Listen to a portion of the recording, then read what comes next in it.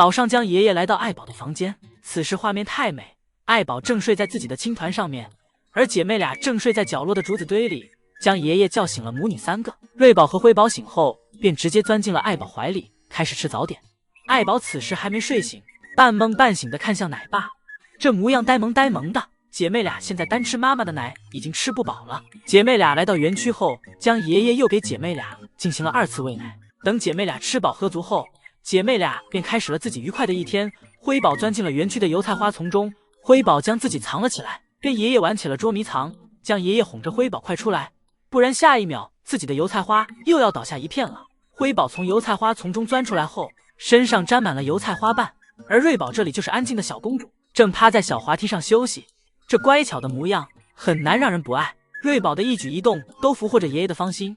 爷爷不让辉宝钻油菜花后，辉宝自己偷溜到了通往室外的通道门口前。辉宝急切的想解锁新地图。江爷爷问辉宝是不是想妈妈了，想和妈妈一样出去玩。江爷爷表示那样要辉宝快快长大才行，等辉宝再长大一些就可以和妈妈一样出去玩耍了。辉宝着悠闲的生活，在园区兜兜转转。一会儿辉宝口渴了，自己来到了饮水盆前喝水。不过辉宝感觉站着喝水有点累，索性直接坐在了饮水盆上，这样可以一边坐着休息一边喝水。辉宝给自己弄得湿乎乎的后，又来到了通道门口前，跟着爷爷玩耍了一番，在泥土上打着滚儿。不过辉宝是爱干净的，跟爷爷玩耍完后，给自己舔起了毛发。现在姐妹俩基本都由爷爷带了，爱宝在园区只需要吃吃喝喝就够了。就在将爷爷和爱宝说话时，瑞宝从小树上摔了下去。爷爷急切的想让爱宝去看看瑞宝有没有事儿，而爱宝则表示让奶爸淡定一点，瑞宝是摔不坏的。江爷爷，这真是隔辈亲啊！今天瑞宝和辉宝一起共享小树，这下宋爷爷再也不能说辉宝没毅力爬不上小树了，因为辉宝现在不仅能爬上来，还懂得在小树上享受生活了。辉宝坐在树杈中，瑞宝趴在树梢上。辉宝此时有点困，但瑞宝却想让辉宝陪自己玩。辉宝一脸嫌弃的扭过头去，这模样像极了昨天爱宝嫌瑞宝烦的样子。瑞宝见辉宝不陪自己玩，自己往前挪了挪，打算从树上下去。而辉宝以为瑞宝是来给自己当枕头的，辉宝枕在瑞宝身上，整个高度和柔软程度恰到好处。瑞宝则表示不陪自己玩，那就别想压着我。瑞宝为了不让辉宝压着自己，又腿了回来，顺道还咬了瑞宝一口。辉宝被瑞宝折腾的也不困了，辉宝爬到小树杈上，给瑞宝让了出来。一上午的时间，姐妹俩都在这光秃秃的小树上。如果爷爷们给这棵小树改进一下，再多搭建2个平台出来，想必这样姐妹俩就不会抢一个树缝了。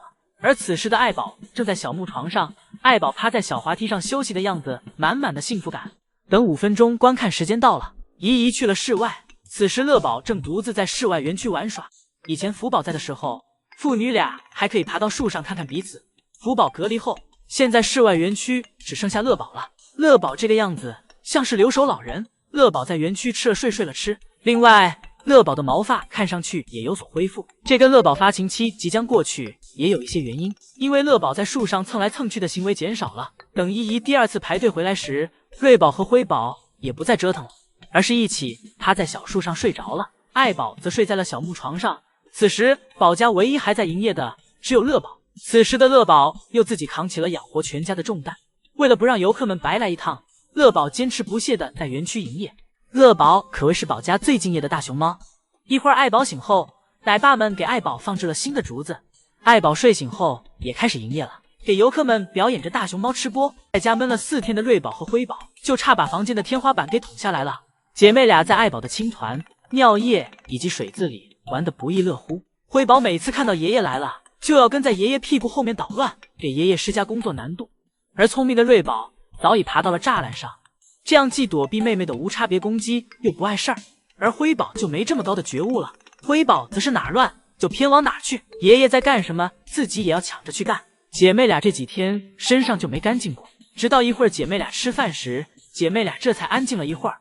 而与此同时的爱宝就独自安静地坐在隔壁的房间吃着竹子，独享一片安宁。虽然只是2个房间的区别，但是却是2幅天地。姐妹俩吃完奶，爷爷拿来干净的毛巾给姐妹俩擦身体，雪白雪白的毛巾只是在姐妹俩身上轻轻擦了几下就变黄了。爷爷先给辉宝擦完，给其放到了隔壁爱宝的房间，然后再给瑞宝进行擦拭。而先到达隔壁的辉宝因为妈妈没空和自己玩，于是辉宝则不断的在栅栏前刷着存在感，不断的想引起爷爷的注意，在旁边喊着爷爷爷爷爷爷，快看看我。一会儿瑞宝也干净了，爷爷给其也放到了爱宝房间。辉宝因为吃醋，瑞宝跟爷爷玩的时间比较长，对着瑞宝大大出手，给姐妹俩放到隔壁房间后，爷爷便开始打扫这个房间的卫生。一会儿爷爷打扫完房间后，给姐妹俩重新放回房间。瑞宝想骑在辉宝头上做标记，表达自己对妹妹的喜爱。姐妹俩由于无法去室外园区，于是把精力全放在了折腾爷爷和妈妈身上。一会儿瑞宝从妈妈竹子堆里抽了一根竹子出来，姐妹俩偷吃上了妈妈的竹子。辉宝吃着吃着，突然就想爬栅栏了。辉宝从妹妹身上踩了过去，来到了栅栏上开始攀爬。爷爷在旁边附和道：“辉宝是个蜘蛛侠。”而爱宝每天只有等自己吃饱喝足，闲得无聊时才会陪姐妹俩玩耍一会儿，但不会太久，因为爱宝还需要睡觉，所以姐妹俩便只能自己玩。姐妹俩就趁着妈妈睡觉的时间，能欺负妈妈。第二天早上，爷爷再来到房间看姐妹俩时，辉宝此时正在床底下睡觉。这个小模样有点像小时候的福宝，因为福宝小时候就喜欢在床底睡觉。一会儿，爷爷再次来看姐妹俩，此时瑞宝正倚靠在辉宝身上。辉宝此时看上去就像是一个熊猫沙发，感觉很是柔软。虽然姐妹俩现在很大了，但是依旧摆脱不了妈妈的奶水。姐妹俩凑在妈妈怀里，体格子加起来比爱宝都要大了。一会儿爱宝弯腰躺下，姐妹俩也跟着躺了过去。这画面简直要给爷爷笑得肚子疼了。姐妹俩在房间闷了4天后，今天终于来室外园区透气了。将爷爷在姐妹俩下班点时来到园区接姐妹俩下班。姐妹俩睡得太沉了，任凭爷爷怎么揉捏都没有抵触的迹象，这可给园区外的姨姨们羡慕坏了。姨姨正用自己100米冲刺的速度冲向瑞宝和辉宝的园区，姨姨稍微休息一下就会被其他游客赶超自己。一会儿姨姨到达园区时，刚好遇到了江爷爷来给姐妹俩送饭。此时的辉宝正在小树上玩耍，辉宝头朝下，身体前倾，啃咬着眼前挂着竹子风铃的绳子。辉宝身子一点一点向下滑落，最后坚持不住了，辉宝立马给自己转了个身，好重新爬回去。好在辉宝及时止损，不然就一脑袋栽到树底下了。这时辉宝听到通道门口传来声音，原来是江爷爷来了。江爷爷走进来后，先是来到了正在小亭子上睡觉的瑞宝身边，看了看瑞宝此时的情况。瑞宝此时正在梦里吃盆奶，根本不想起身，任凭爷爷怎么摆弄，瑞宝头都不抬一下。江爷爷检查完瑞宝后，又来到了辉宝身边。爷爷来到辉宝身边后，叮嘱到辉宝玩耍要注意安全。辉宝心想，爷爷在姐姐面前这么温柔，怎么到了自己这里就变了个样子。叮嘱完辉宝后，江爷爷离开。江爷爷再次回来时，拿来了盆奶，打算给瑞宝吃点东西。瑞宝此时还没有要醒的意思，江爷爷给瑞宝把奶盆放到瑞宝的面前。瑞宝这小模样像是没有什么胃口，瑞宝不吃饭，爷爷们都很担心。江爷爷哄着瑞宝，让瑞宝吃点东西再睡。爷爷给瑞宝揉了揉身子，然后给瑞宝抱了起来。这一抱让瑞宝神奇的恢复了胃口。瑞宝走到奶盆前，开始吃饭，吃饭的姿势也要保持好。江爷爷给瑞宝的屁股提了起来。瑞宝吃奶很是乖巧，吃着吃着还懂事的抬起头，问爷爷要不要也来一口。爷爷表示自己吃过了，让瑞宝慢慢吃。江爷爷对于宝家真是句句有回应。瑞宝乖巧的在小滑梯上吃着盆奶，爷爷去给瑞宝拿纸擦嘴。瑞宝吃完饭后，并给瑞宝的奶盆进行收拾。一会儿姨姨重新去排队，此时小滑梯上的熊猫换成了辉宝，不知姨姨们认出来没有。而爱宝这时也出门营业了。而此时的瑞宝则正在之前福宝喜欢待着的小树上，姐妹俩各玩各的，互不打扰。一会儿爱宝在小木床上吃饱了，打算去小亭子上睡去，而辉宝则当起了爱宝的跟屁虫，慢悠悠的也跟了过去，来到妈妈身边和妈妈一起睡去。宝家这温馨可爱的生活治愈着每一个来看他们的姨姨们。综合来看，瑞宝和辉宝挨揍的次数并不比福宝小时候挨揍的少，只是伤害被姐妹俩分摊了。爱宝对瑞宝和辉宝依旧是和福宝小时候一样的教育观念，当逾越了自己设置的底线行为后，爱宝就会出手教育姐妹俩，而且丝毫不会留情。有时因为看上去下手太狠，江爷爷都不忍心了，出面询问爱宝。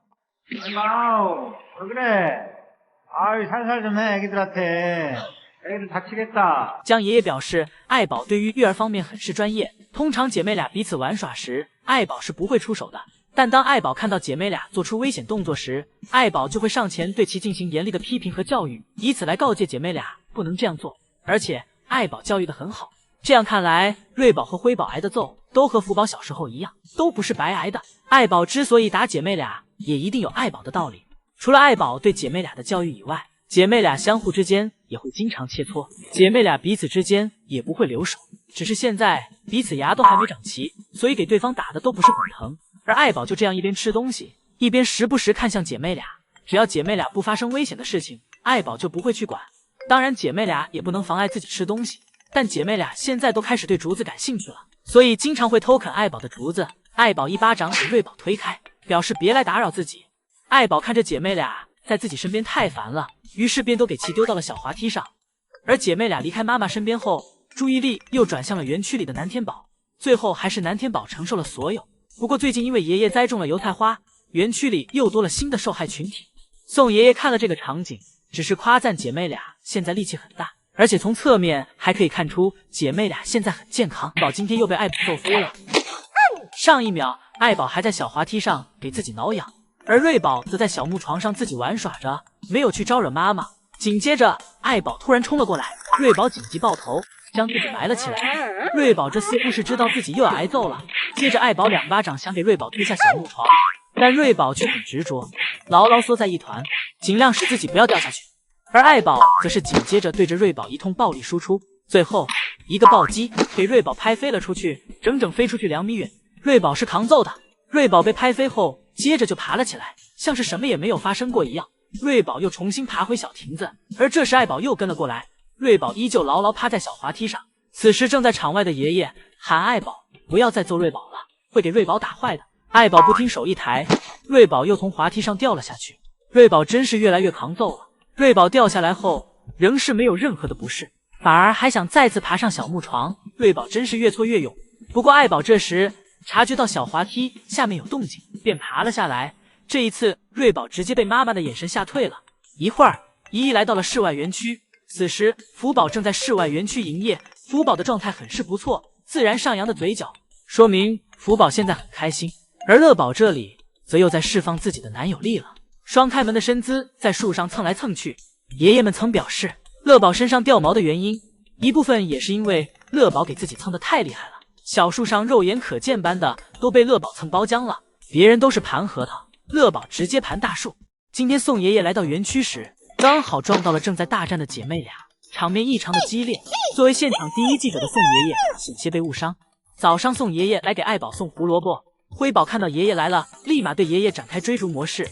不过宋爷爷迈一步，辉宝要迈4、5步才能跟上。宋爷爷最后故意放慢脚步，使辉宝追上自己。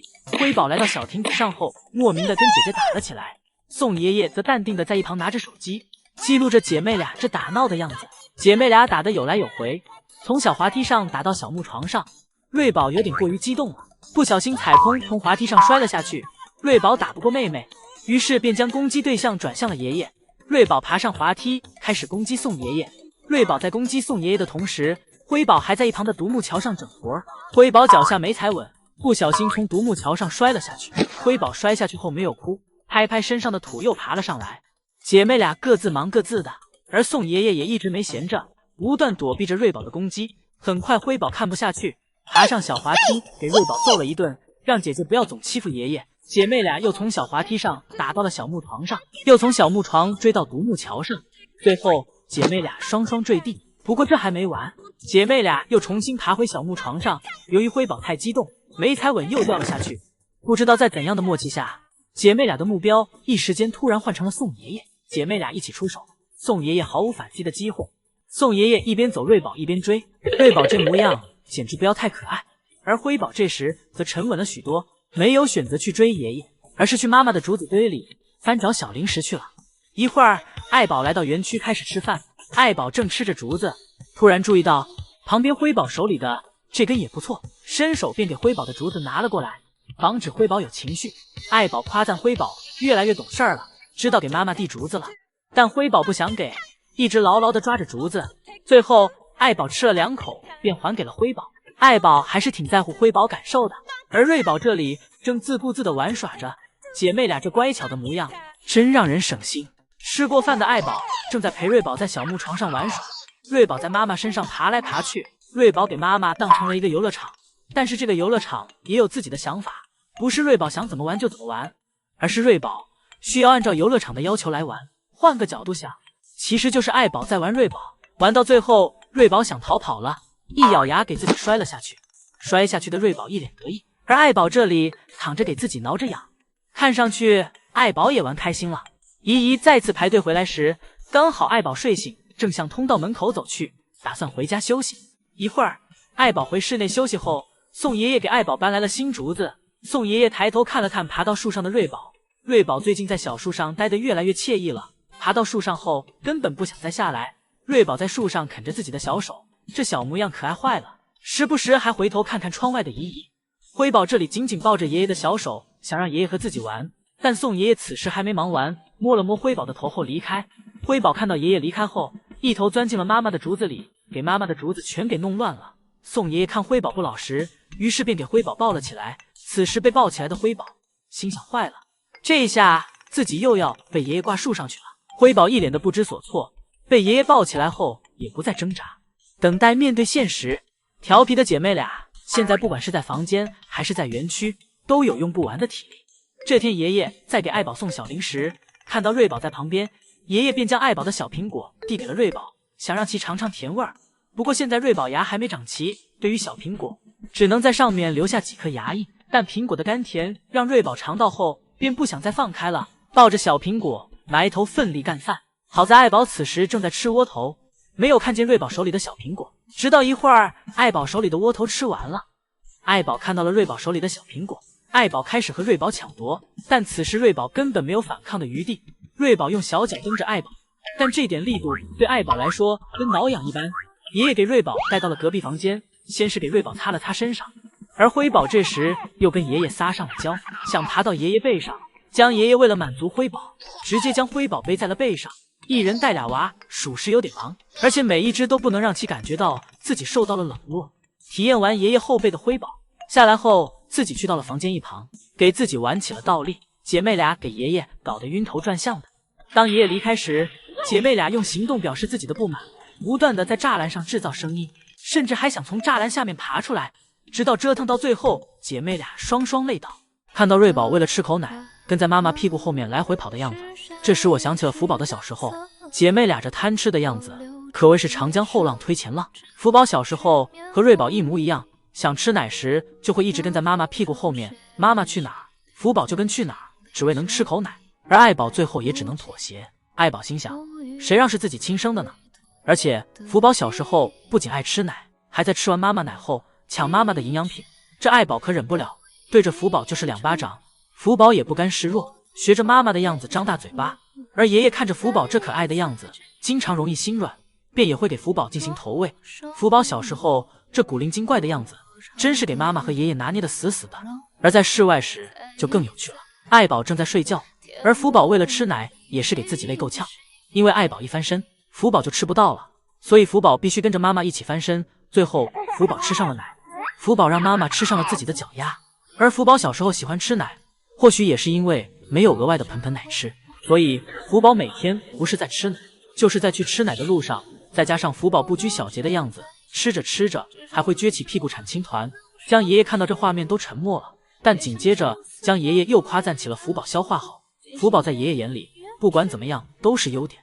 而瑞宝现在不仅可以吃爱宝的奶，爷爷们还会每天定点给瑞宝喂食盆盆奶。不过基因是强大的，虽然有盆盆奶了，但味道是不一样的。瑞宝完全遗传了福宝小时候对吃爱宝奶水的执着。或许爱宝也感觉到了这一幕有些熟悉，但是爱宝有了福宝的经验后，不再这般惯着瑞宝，因为爱宝知道瑞宝吃不饱，爷爷还会过来喂的，所以瑞宝能不能吃上妈妈的奶全靠自己的本事。江爷爷看瑞宝为了吃奶这卖力的样子，给瑞宝命名为吃奶团团长。不过姨姨们表示这个称呼福宝更合适，因为福宝小时候体重都快200斤了，体格子都快追上妈妈了，还没有断奶，还要抱在妈妈怀里吃奶。当然这时候福宝已经可以正常吃竹子充饥了，但福宝偏不，除非瑞宝长大后超过福宝的战绩，但到那时候想必瑞宝辉宝会提前进行独立训练，毕竟现在是2只了，爷爷们会心疼爱宝的身体能不能扛住。瑞宝和辉宝对圣熙阿姨的爱和对爷爷的爱一样亲，今天两个爷爷都在房间里照顾福宝，而给园区换竹子的工作便由圣熙阿姨来完成了。这可给瑞宝开心坏了，因为圣熙阿姨很少来园区陪自己玩，瑞宝跟在圣熙阿姨身后不断的跑来跑去。圣熙阿姨扛竹子走时，一转头发现有一根竹子遗落在了园区，又转头回来拿。而瑞宝看到圣熙阿姨回来，心情更开心了，以为圣熙阿姨是回来跟自己玩的，围着园区开心的跑了一圈。但当看到圣熙阿姨关门离开时，瑞宝便又生气了。瑞宝原地撒泼，一会儿爱宝在房间休息完出来，来到小木床上吃奶爸给自己准备的胡萝卜，而瑞宝则就在妈妈旁边发疯，给爱宝都吓着了。爱宝伸手挡着，防止瑞宝波及到自己。瑞宝扑自己，爱宝就扇巴掌，对瑞宝一脸嫌弃。爱宝让瑞宝走远点，别打扰自己吃饭。一会儿辉宝也走了过来，姐妹俩在爱宝身边打闹着，但爱宝坐如钟，任凭姐妹俩在旁边如何翻云覆雨。而爱宝始终都是泰山崩于前而面不改色的稳重。姐妹俩一路从小木床打到了独木桥上，不过此时占上风的是辉宝，辉宝给瑞宝按在身下，揍得瑞宝根本爬不起来，也无法进行还手。最后瑞宝被辉宝揍下了滑梯，而瑞宝始终都没有想还手的意思。或许瑞宝知道自己是当姐姐的，要让着妹妹。瑞宝的大意让姨姨看了都觉得委屈。一会儿爱宝吃饱后来到小亭子上，此时辉宝正在上面睡觉。爱宝走上前叼起睡得正香的辉宝，就给其从小亭子上丢了下去。爱宝这是在训练辉宝遇到敌袭时的反应能力。爱宝心想，坏人都走你身边了，还睡得跟个猪一样。爱宝对姐妹俩的教育总是有道理的，不像福宝小时候全凭自己本事挨揍，福宝每一顿揍都不是白挨的。爱宝给辉宝揍下去后，自己在小亭子上睡着了，而辉宝又有精神了，又开始自己在小亭子上折腾。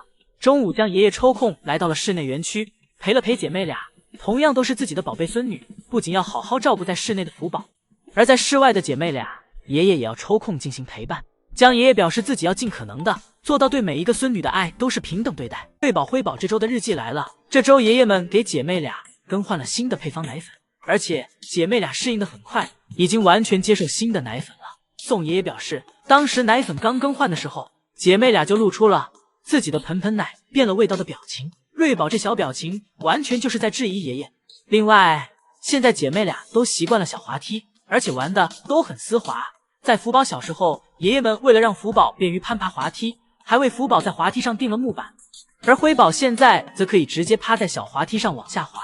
辉宝这一点要比福宝姐姐强。在辉宝征服滑梯的同时，瑞宝这里则征服了小树。姐妹俩这周都在各自进步着，而宋爷爷还趁姐妹俩都在树上时，给姐妹俩拍了张照片。姐妹俩这模样就像是复制粘贴的一样，而且现在姐妹俩的体重，爷爷们已经很难一下抱2只了，所以这些天都是2个爷爷一起出来接姐妹俩下班。这张照片是辉宝偷偷往油菜花里钻，这张则是被爷爷发现后正生气的追爷爷。另外，宋爷爷还细节发现，这几天姐妹俩每次看到妈妈回来时，都会紧盯妈妈出来的方向，像是在密切观察妈妈刚才去往了哪里，以及妈妈身上残留的在室内园区未曾闻过的气味。宋爷爷对姐妹俩讲着，等姐妹俩再长大一点，就可以和妈妈一起出去了，因为福宝即将要离开。宋爷爷在日记中表示，自己最近常常会想到瑞宝和辉宝也有要离开的那一天。瑞宝、辉宝姐妹俩这周最新的室内生活视频来了，江爷爷正抱着姐妹俩回房间，姐妹俩现在越来越沉了。江爷爷接姐妹俩下班的路径从员工通道又改回了熊猫通道，因为熊猫通道比较近，可以省很多体力。姐妹俩回家后便开始了惬意的室内生活，在温暖的房间吃着美味的竹子。爷爷来看姐妹俩，姐妹俩每次都会主动凑近和爷爷打招呼。这次瑞宝有点过于激动了，从小木床上翻了下去。而这周姐妹俩在室外园区越来越调皮了，都开始对福宝姐姐大树产生好奇。不过这些在爱宝眼里都是可控的，等爱宝看到姐妹俩真的越界时，爱宝就会闪现到姐妹俩身边，制止姐妹俩的行为，然后给姐妹俩讲解一番安全注意事项。姐妹俩上完课后便躺在小亭子上开始呼呼大睡，这睡觉姿势也太惬意了，这是对园区安全有多大的信任呀！爷爷挠起小肚子都没一点反应，现在姐妹俩太信任园区和爷爷了。姐妹俩在睡觉，而爱宝则正在室外园区散步，没有妈妈在，姐妹俩就相互玩耍，依旧不会无聊。晚上下班了，但爱宝和姐妹俩仍守在门口，没有想回房间的意思。这时，辉宝从妈妈怀里爬了出来，给妈妈和姐姐做出了表率。辉宝顺着楼梯就滑了下来，动作连贯且丝滑。而与此同时，旁边通道的乐宝也走了进来。第二天，爷爷再次来到园区，刚好撞见辉宝钻进了自己的油菜花丛里，在里面打了个滚儿。这可给爷爷心疼坏了，立马上前检查自己的油菜花还有没有救。辉宝看到爷爷停留在油菜花前，以为爷爷也喜欢在油菜花里玩，便又掉头跑了过来，将爷爷给辉宝从油菜花旁提走。将爷爷想让油菜花活得久一点，爷爷给辉宝和瑞宝放到一起后，姐妹俩见面一言未发，直接开干，打得不可开交。这架势，爷爷都不敢上前制止，一时也不知该从哪里进行制止，搞不好还容易被误伤。将爷爷绕到姐妹俩后面，偷偷给姐妹俩拉开。被拉开的瑞宝一脸不服气，表示爷爷不能拉偏架。辉宝闲来无聊，玩起了妈妈的青团。或许是青团上面散发出的竹子味道，让辉宝比较好奇，心想这竹子怎么会跑？等辉宝追上去后，定睛一看，才发现是妈妈的青团。大熊猫近视的传说本来在福宝那里已经被纠正过来了，这一下又被辉宝打回了原形。姐妹俩今天对室外园区产生了兴趣，想着妈妈每天都是从这个门里消失，然后又突然出现的。姐妹俩想着这个门里面一定是一个世外桃源、雄间仙境，所以妈妈才偷偷去，故意抛下我姐妹俩。看姐妹俩这状态，想必用不了多久就会偷偷跟在妈妈后面一起去室外了。这时，江爷爷来到了园区，走到姐妹俩身边。到了江爷爷的营业时间了，江爷爷先是给辉宝抱起，辉宝在爷爷怀里的样子，就像是一个跟爷爷出门遛弯的小孩一样。江爷爷给辉宝放下后，又转头去抱瑞宝。还没等江爷爷抱起瑞宝，辉宝又屁颠屁颠的追了回来。江爷爷这次索性给瑞宝放远一点，然后又重新跑回去抱辉宝。姐妹俩现在已经80多斤了，爷爷们一天抱10几次姐妹俩，回家无氧锻炼都不用做了。给辉宝放下后，爷爷发现瑞宝又跑去了独木桥上。江爷爷此时已经累得喘粗气了。江爷爷假扮大灰狼，表示瑞宝在乱跑，大灰狼就会把瑞宝带走。江爷爷反复跑了4、5趟，终于给姐妹俩放在了一起。江爷爷学着宋爷爷的方式给瑞宝挂在了树上，这样瑞宝就老实了。而瑞宝则趁机直接爬到了树顶。江爷爷的行为全被辉宝看在了眼里。辉宝对着爷爷的皮靴就咬了一大口，这一口充满了醋味。江爷爷将园区卫生收拾好后，便到了姐妹俩吃饭时间。此时瑞宝还在睡梦中，辉宝被爷爷抱上床后，也是一脸蒙圈状态。不过辉宝很快便反应了过来，自己乖乖走到奶盆前吃奶，而瑞宝也紧跟其后。爷爷给瑞宝调整好吃奶的姿势后，瑞宝便明白过来，走到奶盆前开吃。将爷爷能够一人奶2只熊，也多亏了瑞宝和辉宝听话。这样看瑞宝和辉宝还是挺让人省心的。姐妹俩吃完奶，爷爷便给姐妹俩抱起，跟姨姨们说再见后，便抱着姐妹俩下班了。瑞宝这一举一动看起来根本不像是只熊猫，更像是个小孩。原本早上爱宝带姐妹俩出门上班后，辉宝陪在妈妈身边，和妈妈一起吃竹子，而瑞宝就自己在小树上乖乖的睡觉。宋爷爷看着这一家3口幸福的模样，拿出了自己的新手机给其拍照留念。辉宝因为在出门前刚吃过爱宝的奶水，所以现在不饿，就是感觉在妈妈身边比较自在。不过辉宝也没有妨碍到爱宝，只是守在妈妈身边自己玩自己的，一会儿观察观察园区，一会儿学着妈妈的样子吃竹子。看到妈妈吃竹筋，自己就吃竹筋；看到妈妈吃竹叶，自己也吃竹叶。爱宝的一举一动都在影响着姐妹。不过好在爱宝不挑食，这要是跟着乐宝生活，那宝家又会多出2只挑食的大熊猫，2个爷爷到时都会愁得直挠头，因为韩国的竹子太少，这样挑食下去，只怕以后的竹子就只能进口了。瑞宝这里睡着睡着，感觉在小树上不舒服了。瑞宝自己给自己挪出了树缝，然后抱着独木桥，小心翼翼地从树上滑了下去，自己慢慢悠悠地走向了小滑梯。小滑梯才是瑞宝最喜欢的地方。瑞宝来到小滑梯上后，别提有多舒服了。瑞宝躺在小滑梯上，给自己挠着痒。不过这样看，瑞宝的脸和脖子有些色差。瑞宝给自己翻了个身，翘起小尾巴，就给自己最喜欢的小滑梯巩固了一下标记。而辉宝这里就一直黏在妈妈身边，自己跟小扶手玩耍着。姐妹俩这可爱的模样，尽显岁月静好。一会儿，瑞宝在小滑梯上睡醒了，自己爬上独木桥，来到小亭子上找妈妈和妹妹玩。瑞宝走到妈妈身边，和辉宝一样，都想钻到妈妈身旁。爱宝以为瑞宝是抢竹子的，下意识抬起小脚阻挡着瑞宝，看清是瑞宝后才给脚放下。瑞宝看到妈妈手里的竹子不错，瑞宝张大嘴巴也想来一口。爱宝猜的没错，瑞宝果然是来抢自己竹子的。瑞宝眼看妈妈不给，于是便从妈妈的竹子堆里挑选了一根，然后带着竹子去到了一旁，自己慢慢吃。辉宝好奇地凑到姐姐身边，问姐姐的竹子好不好吃。姐妹俩这一举一动，根本不像是大熊猫，更像是两个人类小孩一样。